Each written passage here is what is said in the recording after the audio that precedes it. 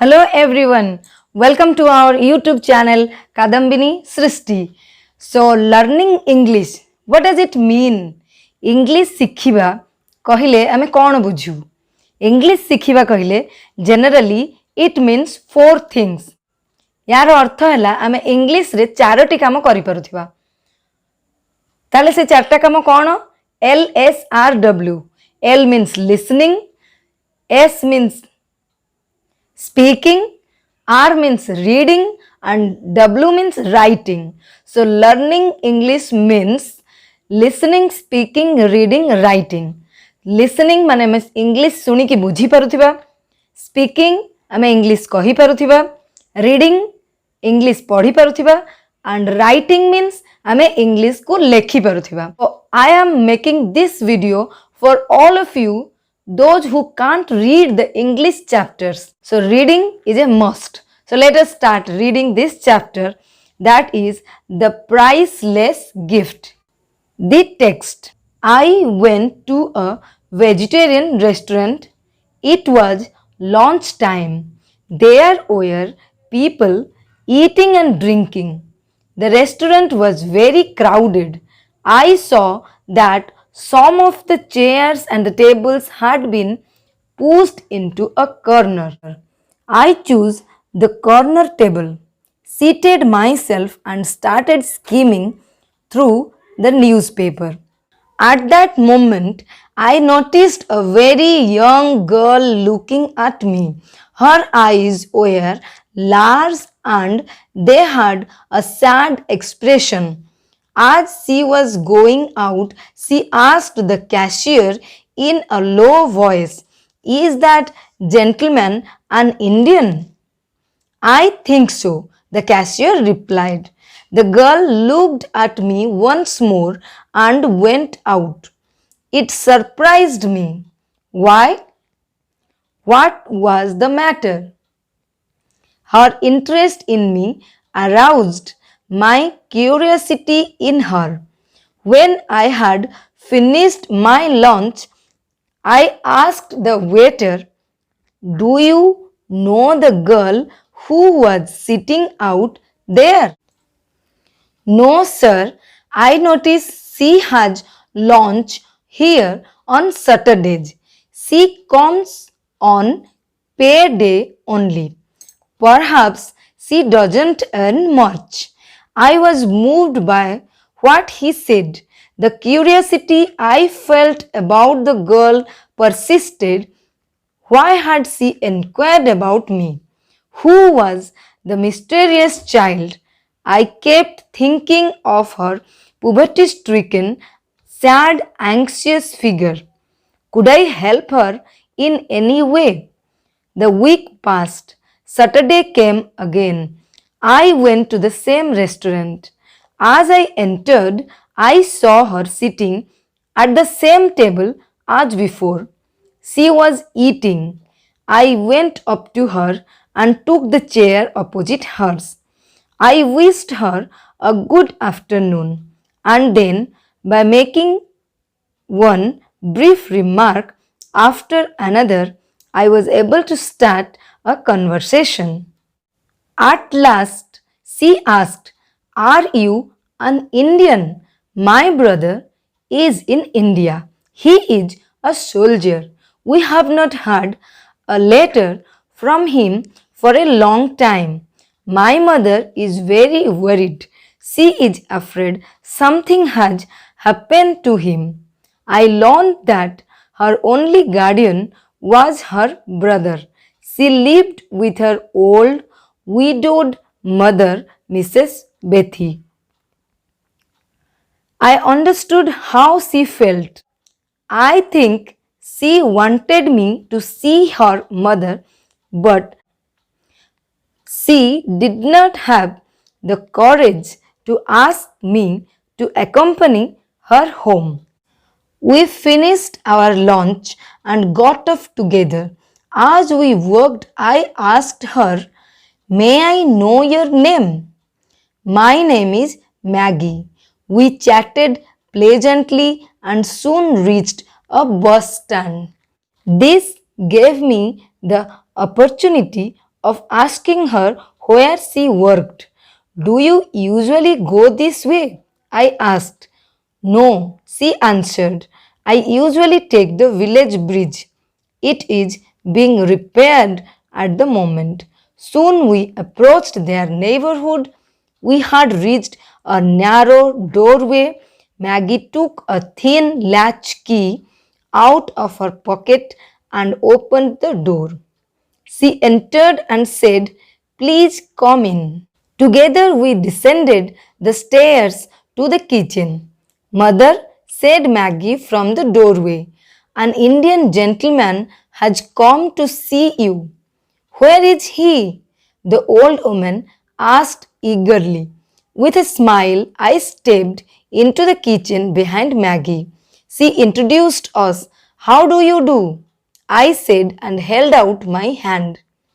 "Excuse me, my hands are covered with flour. I am making cakes. People will come to buy them this evening. This is the way we make our living. Lots of trouble.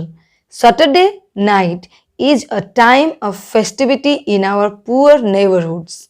All kinds of things are sold on this night. The streets are more crowded than any other day. This is the day when they are able to spend a little from their weekly wages." "What kind of country is India, sir?" asked Mrs. Bethy as she resumed her cooking. "A beautiful country. Safe to live in. Aren't there too many snakes and tigers? Don't they kill people?" This type of question has often been asked. Don't believe that. Snakes and tigers are killed by the people if they come too close. My son is in the Punjab. He is a soldier. What kind of place is the Punjab? The Punjab is a fine place. It is a very healthy place to live in. I am glad to hear it, Mrs. Bethy said. Her baking was finished. "Maggie," she said, "take Mr. Gupta upstairs. I'll wash my hands and bring tea." As we drank tea, I talked about India. Mrs. Bethy showed me a photograph of her son. It had been kept very neatly in an envelope by the mother. His name was Frankie. "Maggie," said Mrs. Bethy, "show Mr. Gupta the ring which your brother sent you." She brought it and asked, "Can you see the past and future in it?" I took it and examined it. When Frankie sent the ring, Mrs. Bethy said he wrote that if you concentrate on a distant person as you gaze into it, you will be able to see him and what he is doing.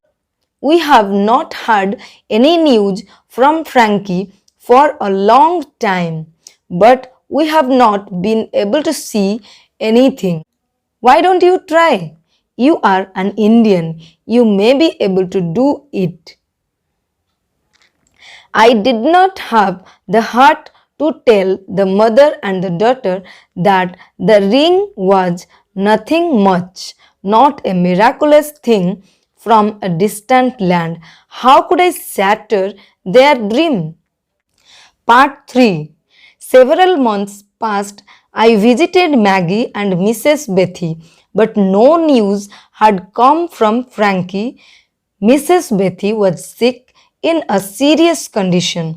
Aggravated by her anxiety for Frankie, I was in a fix. What could I say to console the mother? Only God knew whether Frankie was still alive or dead. "Mr. Gupta," the girl said, "my mother has not been ill like this before. I have read in books that Indians love the truth. If you could bring yourself to tell mother only once after looking into the crystal that Frankie is all right, that he is alive, will it be too much of a lie? Will it be very wrong?" I thought it over. I am not a very virtuous man, so I decided to do this. The list of my offenses. Maggie brought me the ring. I took it and approached her mother's bedside. Wishing her good morning, I said, Mrs. Bethy, your son is alive. He is well. The old woman raised her head and little off the pillow. Tears of happiness welled up in her eyes. Mrs. Bethy soon recovered. It was almost time for me to return to India. I wished to go to say goodbye to Maggie and her mother, but the family was in mourning. Frankie had been killed in the fighting on the frontier. I calculated and found that Frankie had been dead some days when I told his mother he was alive and well.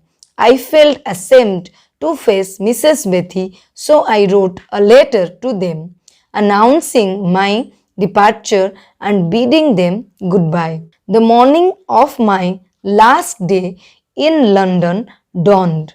I was to leave that night.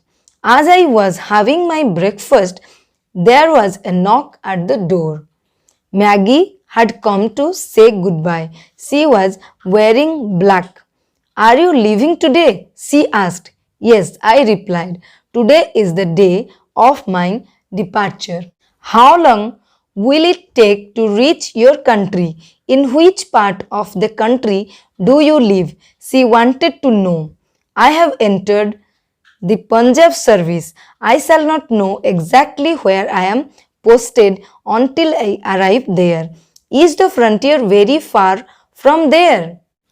No, not very. Frankie is buried near the frontier. The girl's eyes filled with tears as she spoke.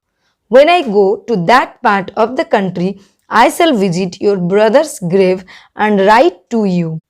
Part 4. Maggie's face filled with gratitude as she thanked me. Her voice choked. She took a shilling out of her pocket, saying, Please buy flowers with this when you go and lay them on my brother's grave for me. In my emotion, I lowered my eyes. The child had earned the shilling with so much toil. I felt like returning it to her, explaining that in our country flowers grow in great profusion. But I considered, why should I deprive her of the joy this sacrifice would give her? She was foregoing so much for love of her brother. The joy of doing it was beyond all price. The grief in her heart would be eased a little. I picked up the shilling. Maggie, I said, I shall use this shilling to buy flowers and put them on your brother's grave. Maggie stood up. How can I ever thank you? She said. Goodbye. Remember to write. I got up and held her hand.